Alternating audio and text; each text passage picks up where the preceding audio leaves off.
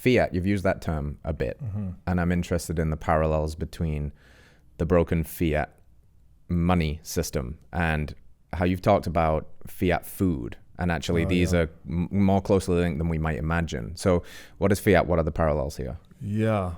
I would actually point people to the book. Saif Dinamus has written the Bitcoin Standard. He also wrote the Fiat Standard. And then I think someone wrote a book called Fiat Food, which I have not read myself, but I've heard does a brilliant job explaining the connections between fiat money and fiat food.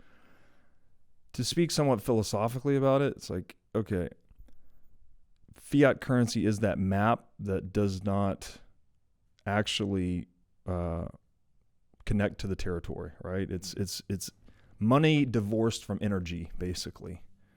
But when you have it divorced from energy, but other people think it's still redeemable for energy, they'll work for it so you can steal labor through printing currency, basically. So you get currency that has very low energy density, like the purchasing, like in the technical term of economics, it has low purchasing power density, which means each unit can't purchase as many goods and services as it otherwise could. And this seems to permeate into the sphere of food production through a number of, again, these complex webs, which I'd point you to these books to describe, but it has a lot to do with subsidies and, certain vested interest that can lobby government to, let's promote seed oils and, get rid of raw milk, create legal frameworks like this that get us into the situations we're in today. And so you end up in this world where, again, it's kind of mirroring, right, as above, so below. The food world, all of a sudden we have a very low nutritional density, actual like life energy density per unit of food has gone down. We are overfed and undernourished. Exactly. Yeah.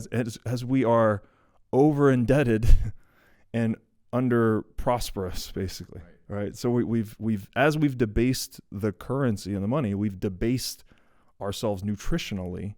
And I think you can go a step deeper and say we've debased ourselves morally, spiritually, etc. Of course, yeah, it's all connected. What do you think is so attractive, and why are these superpowers of Bitcoiners and beef maximalists coming together? I would take it right back to this idea of density, right, which is a very important quantity in physics, right? It's content per unit volume. And if we are this animal that is obsessed with economizing, which is to do more, to accomplish greater results with less efforts, right? To get more done in less time, to solve problems better, faster, cheaper, well, then density really matters.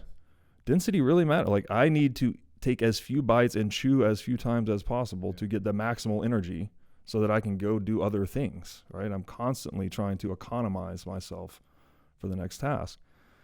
And then, similarly with money, right? I don't want 100 million units of the thing to hold the purchasing power that one unit could, right? I want maximal purchasing power density in my money across time.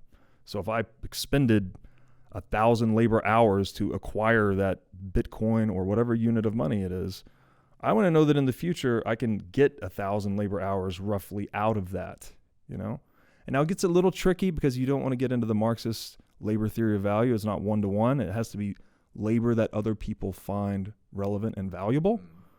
You can't just dig a hole and fill it back up all day, every day and call that, useful labor. Like, that's obviously not useful. Right. So, but that seems to me to be the connection, is that we need density in our nutrition and we need density in our economic tools of economic exchange so that we can economize.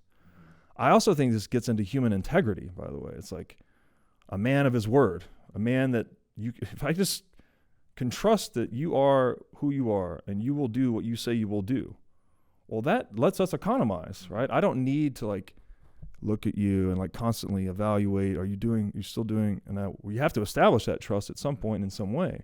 But once I trust you, we're good, right? I can go and do all these other things, and I know whatever you say, with this very low cost signal for you to say that you'll do a thing. A lot of energy behind it, right? To see that you'll actually do it. When we have integrity, right, between word and deed, we have density of meaning, right? Your words actually carry weight, they carry energy. And the extent to which they carry energy is the extent to which we can have harmonious agreement. And the extent to which we can have harmonious agreement is the extent to which we can be more prosperous and effective across time and building civilization. So all these things are intertwined for me. Density, integrity, trust, truth. Beautiful. Hey, before you go anywhere, listen up. I've got a special announcement. Mark your calendars for this one. November 22nd, Heart and Soil is dropping a new documentary called Fed a Lie.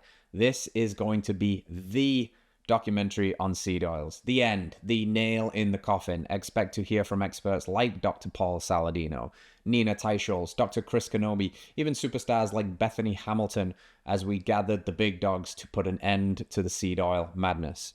If you want to check that out, go to Heart and Soil's YouTube, subscribe, and go to fedalie.film. Plug in your details, and we will make sure you get the link as soon as that goes live so you can spread it far and wide. This will be an incredible conversation starter at the family table over the holidays, and it will be you helping us to spread this message of radical health and be a part of the healthy revolution.